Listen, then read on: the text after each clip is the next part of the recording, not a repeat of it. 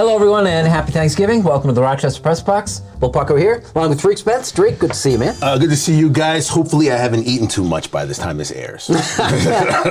Well, you look good now. So far, yeah, so far so good. Pat Duffy, 00 today. This is the last NHL player to ever wear 00. Marty Biron, goalie for the Buffalo Sabres. He had to switch mid-career to 43 because the NHL said, no more double deuces.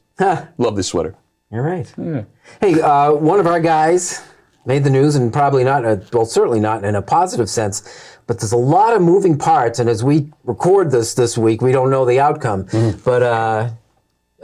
But let's talk about Stewart. Isaiah Stewart. So in the moment as you're watching this sort of game, I don't know about you, Duffy, as I'm watching this, obviously Stewart plays with a lot of passion, love the kid, but he gets hit in the eye. Now, in the moment of that time frame, I know a lot of people will say, well, why didn't you do something with LeBron then? Well, he couldn't see at first point. Second of all, then you don't notice that you're bleeding until you're bleeding. But I don't think like LeBron James did it on purpose. I know they're going to have all these extra videos of showing and slowing down. You mean hit him in the face on purpose? No, okay. Hit him in the face on purpose. I know he wanted him off of him so he could get the rebound, but I don't think he did it to the point of where I wanted to make sure that I showed this kid where I stand. That being said, the moments after that, LeBron has his hands up, doesn't seem to want to have that confrontation. Stewart comes over, and then it goes left very quickly. I don't know what the suspensions will be. I think there will be suspensions. I also think they'll be appealed. And I also am interested in the Sunday night game between the Lakers and the Pistons in Los Angeles, just to see who shows up and who doesn't. Also, the background, Isaiah Stewart had played a little bit at McQuaid before he went to prep school and then wound up in college at Washington and was a top round pick. So he's a very high profile guy. He's got definitely local connections and everything. People are going to know at least who he is now. Look, I think this is great for him. Look, it's not great that he got bloodied up and he takes a punch to the face. And if you've watched basketball, I mean, you guys know, this is not a bad thing for the sport. And here's the thing. I mean, the NBA the last couple of years. Wait a minute. You as a Celtics fan? No, but if it's a bad thing, it's not a good thing for the sport. It's either good or bad. No, I disagree with you because, look, there's been complaints from folks that don't watch the NBA. Well, it's not as gritty as it used to be. They don't play defense anymore. No one wants to get, down and do dirty things. Look. What Stewart did looked bad on television, but he plays a gritty game. He likes getting in and getting physical. I mean, the kid's a monster, right? This is a side effect of that thing happening. I don't think he came off looking bad. He's got blood pouring down his face. I understand that he wants that confrontation. I probably would have done the same thing. And people now know who he is, right? Look, he could be the best forward in Detroit. No one would know who he is. He's playing great basketball. People are talking about him now because LeBron James was scared to go near him after he punched him in the face. Well, he didn't want it. I'll say that about LeBron. I'm a big fan of his, but he didn't want any part of that moment. And I think the emotion of the moment sort of took over in that time frame. I think you look back on it. I don't know how Stewart feels about it now. I don't know how he feels about it when this airs. I don't know what's going to happen. I will say this about this. I think he plays hard. He played hard. He didn't expect that from LeBron. LeBron, I don't think, is a dirty player either. So this is kind of one of those situations where I'm not quite sure where I come out on this as of yet. Hopefully this won't lead to anything. But NBA games in the 80s and 90s were way worse than this. So this is not the malice in the palace. Thank you. And it's not that big of a deal. So I think it's a microcosm too of privilege and justice. When whatever comes down is what they do to Stewart versus what they do to James in terms of punishing them. And here's the thing, they're going to have the ability to be like, well, James was trying to avoid the conflict and Stewart was the one initiating it. However, I mean, if you watch the whole thing, you understand why he's heated. You're right. Stewart's going to get the worst end out of this. He makes less money. The fine's going to hurt him more. However, I am curious because I kind of felt weird as I was watching this on Sunday night. Did anyone else have a little civic pride? And I like LeBron too, hoping that he would get a hold of LeBron and that's what Rochester does. We're going to beat up one of the most famous people on the planet right now. How about I didn't want to see that particular thing, but I thought, you know what? There he is, and all right. No, I don't want to see that happen. I'm kind of pleased to see him. But I will say this. There was a point where, and somebody brought this up on the show on DKX, there was a point where LeBron James came as a youth to Rochester to play in a preseason game and did not play that game. He skipped those two preseason games. A lot of people in Rochester are still holding on to that chip. It was worse than that. Yeah, it was. Did not appreciate the fact that he was healthy, but did not play in that preseason game. And so they were kind of looking for what Duffy was saying, although I would have not wanted to see that. I was at that game. He got up. walked to the scorer's table like he was coming in and then sat down and laughed about it. True, he did. Isaiah Stewart, 10 years later, getting us justice. Remember, those kids were kids at the time. He was young, immature for LeBron. I think he would admit that now. I think Stewart, same sort of thing. Remember, he's not an NBA veteran. He's a young man. It'll be interesting to see where this all goes this week. This is the Rochester Press Box. We're talking that football team. The Buffalo Bills next.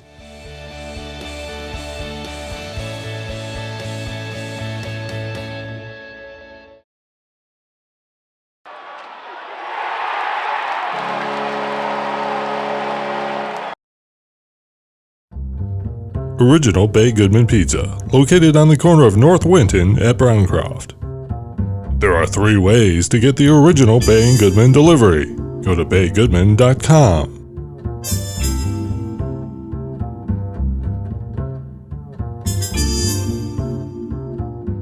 Welcome back. Thanks for joining us here on the Rochester Press Box. We spent the entire break looking at basketball footage, talking more about Isaiah Stewart. You know which one. This portion of the Rochester Press Box brought to you by Ralph Honda for 3 generations and celebrating over 50 years now as New York's #1 and oldest Honda dealer. Visit Ralph Honda today. Find out how we do Honda right at ralphhonda.com. Let's talk Buffalo Bills. I think deep down we all still believe this is a good team, but boy, that was a tough game. Wait, deep down what? Colts. Deep down what? I believe this is a good team. There's a perfectly good explanation as They're to what 7th happened. in the playoff standings right now. Okay, yeah, well, that stinks too, because I just heard that the commissioner announced that the season's over today. What bad luck for the Bills that they just made that announcement. All right. Look, he's ready to pounce. He's ready to pounce. So I am happy to counter your arguments as opposed to you countering my legitimate facts. Okay, so go ahead. Do the Eminem. Just go ahead. Just do the Eminem. Take all my ammunition. That's fine. Like, this is 8 Mile. Go ahead. It's very simple.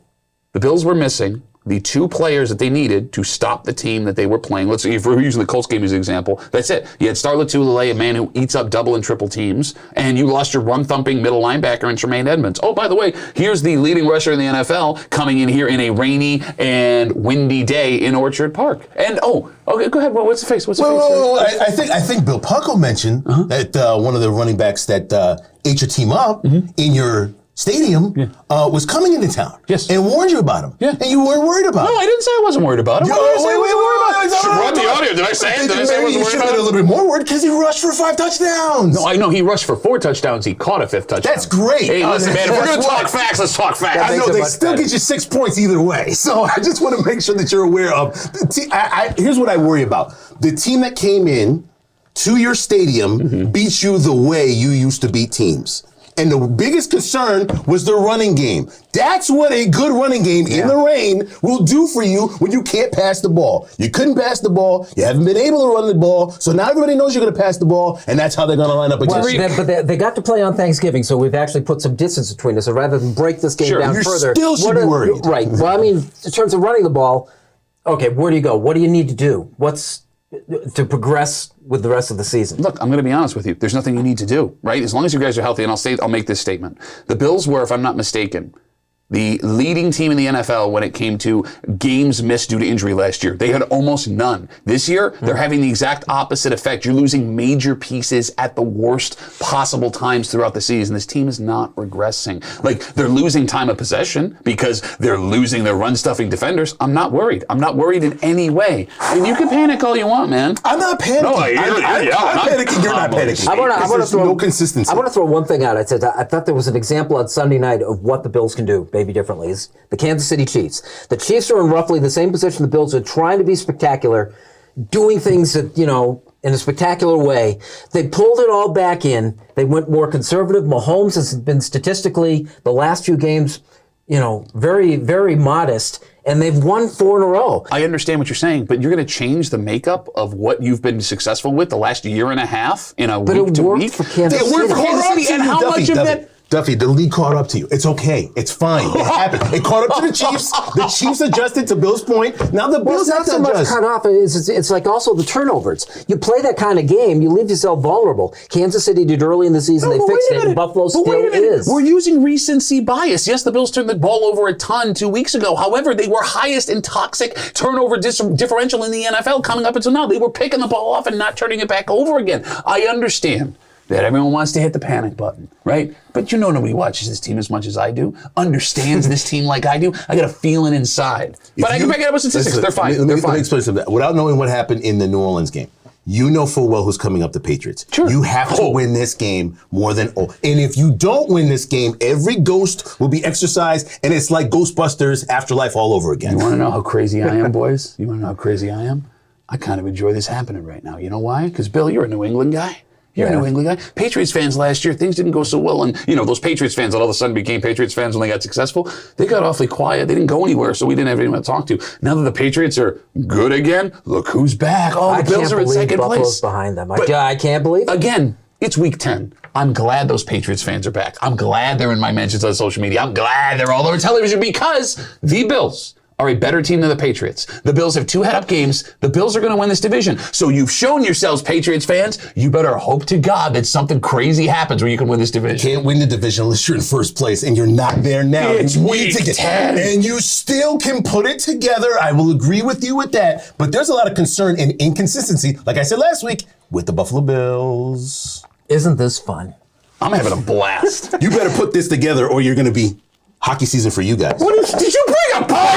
What is this? What is this? Merry Christmas. Carrot top the Holiday sports. chops. That's right. I'm keeping this. I need that. That's mine now. I know you do. This segment of the Rochester Press Box is brought to you by Ralph Honda.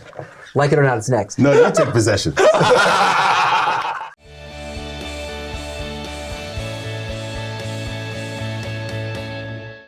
Here's the Press Box trivia question brought to you by Market View Liquor, where exceptional customer service meets an extensive selection. Jefferson Road at 390.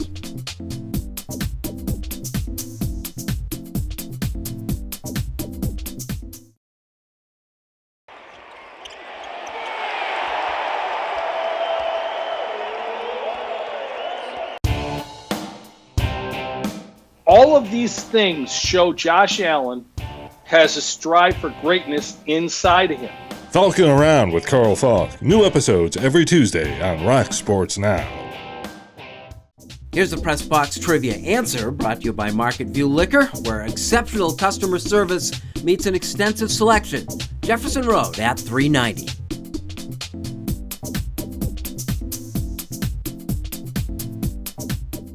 Are you facing criminal charges from a DWI and feel that you never imagined it could happen to you? Contact attorneys with years of experience as prosecutors and defenders. Contact Ganguly Brothers Law today for a free consultation. You can put your trust in us.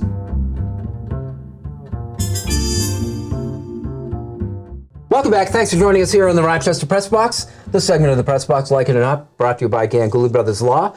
Attorneys with years of experience defending the accused. Don't go unprepared. Contact Ganguly Brothers Law today. Like it or not, Tariq Justin Verlander decides to stay in Houston. I love it. Why? Because the Yankees don't always get what they want, and it also goes to show you. You can try sometimes. Well, you can try sometimes, but it also goes to show you, this is what baseball's now become. There's been the whole. I want to get these players that are great. I know they want to go after Freddie Freeman. I know they want to go after these big stars, but you don't have to go to New York. You don't have to go to a major market team. You don't have to go to Los Angeles to be a star. You can basically decide, you know what? I've had enough baseball. I don't want to travel. His wife had some input on it. I'm not going to New York. I'm going to stay here and live my life. So I love the fact that Verlander said no, because that means that it doesn't matter whether you go to New York or LA, even though I'd like to have them come to the They Mets. lost that one. I got a feeling the Yankees are going to try to sign everything that moves this offseason. Yeah, they actually called Tariq, see what he was doing this season. And I accepted. Absolutely. Pat, like it or not, the fact we're seeing, especially with the Cleveland Browns in the last 2 weeks, a dad and a wife getting involved in don't be mean to my person. Okay, if it's for the team's sake, I don't like it. I don't want it to happen in Buffalo. If it's for entertainment's sake, I love watching this stuff. I'll be honest with you, especially Baker Mayfield and his wife earlier this week. His wife defended him. Yeah, on social media and doing that. Here's what makes me feel good about that. It lets me know that me, and Tariq, I can speak for you, and the lady runs my life, right? Like, she does what I say. If I do something wrong, I get yelled at it for. It's nice to know that even Baker Mayfield, former first overall pick in the NFL draft, and bajillionaire and superstar, still goes home and has problems when his wife decides she's going to say something, even though he's like, oh, please don't. That's probably not. Can you think of a time when this ever worked out well? No, matter of fact, we had, Matthew Stafford's wife had to apologize. Yeah. Oh, she threw a pretzel. And well, I mean, listen, it's okay. That's fine. You can do that. I just think it's interesting that I'm just sick of all the players and people who don't play the game having comments around the game. I appreciate the defending of the husbands and the wives or whatever it may be, but I just am sick and tired of everybody else's opinion on the player and what they're doing. Let's say Drew Stafford's wife throws a $10, Matthew Stafford, I'm sorry, throws a $10 pretzel at you, do you eat that pretzel? Do I catch it in the air? No, it hits the ground. No, I don't eat it. It's like a $10 pretzel, though. It's a stadium floor. Oh, geez, I don't get to answer that. That's a bad. So no? I mean that pretzel. No, I mean that pretzel, yeah. How many beers do you have to eat that? Like 7. Like 7. You know the number? Exactly. Not 6, not 8. Like it or not, brought to you by Ganguly Brothers Law. Unfinished Business is next.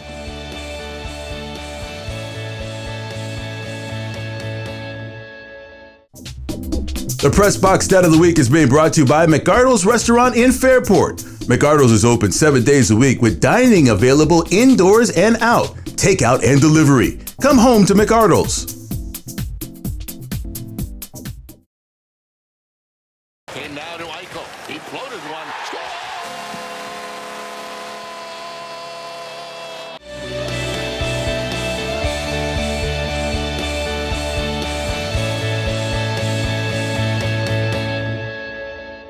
Welcome back. Thanks for joining us here in the Rochester Press Box. It is time for Unfinished Business, and our expert on the amount of beers it takes to eat a pretzel off the floor goes first.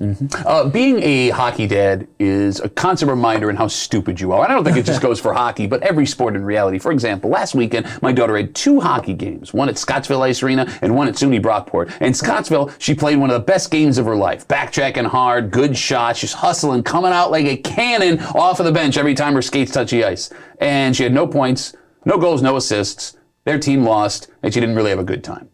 However, Sunday, game next day, and we're ready to go. And they're playing the Junior Amerks team, and that team's a nice little good team, and they're all skating hard. My daughter, not skating with the same, what's the word I'm looking for, intensity that she had skated with the day before. Yet, somehow, my daughter ended up with 4 points, 2 goals and 2 assists. You would have thought that the one that she worked harder at the day before would have been the one that rewarded her, but it didn't. There was one difference, however. I love going to my daughter's games and screaming at the top of my lungs. Watching my daughter play is like one of my favorite things to do. And on Saturday, my daughter could hear me just fine, because I was right there above the glass screaming. Sunday, I had to work in the box doing the score sheet. She couldn't hear a word I said, and she had 4 points. And I think driving home on Sunday, I realized, as much fun as I have screaming and telling my daughter what I think she should be doing at all times, maybe she's not having the same kind of fun. And if she's being more successful while I'm not saying anything, maybe I should shut the hell up. I mean, I'm probably not going to, but as a sports parent, having that moment of clarity, not the best feeling driving home from your daughter's hockey game. For folks out there, today is the day after the game. Ohio State taking on Michigan. Now, I will say I'm a Michigan fan, and I root for Michigan every year, and I don't know if they won or they lost, nor do I even care, because for the next 364 days, they'll be planning the game. This is one of the big matchups in rivalries in sports that you will ever see. Every year, Michigan or Ohio State plays one game against one another, and it determines their entire season going forward. Doesn't matter who wins, doesn't matter who loses. All that matters is that you beat either Michigan or Ohio State at the end of the year. This is what I love about sports. You wait all year long, can have a perfect season and have it totally destroyed, or a terrible season and have it totally redeemed. It doesn't even matter. The game is what sports is all about. The rivalry continues. It doesn't exist any other place, and that's why I love it so much. We've spoken many times about how sports, despite their many flaws, still serve the greater good.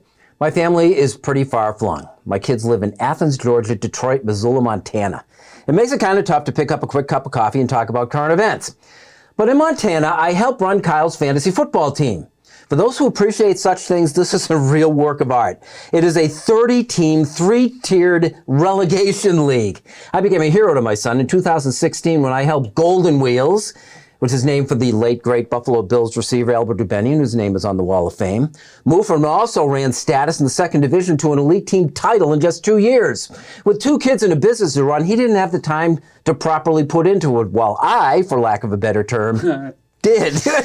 It helps keep us connected. Down in Georgia, my daughter Carrie, who grew up on SportsCenter in the morning before catching the school bus every day, routinely plays against me in a baseball fantasy league. Auction drafts, salary caps, the whole shebang. I'm good at this, and she beats me.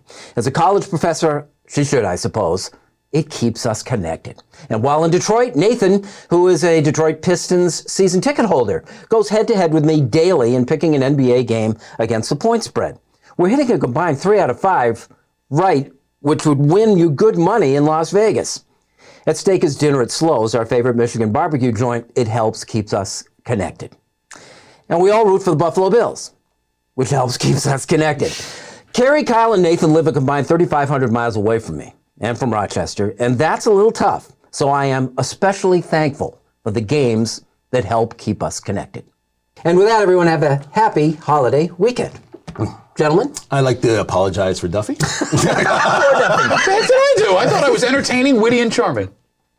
You be the judge. Thank you for watching. We'll see you again next week on the Rochester Press Box.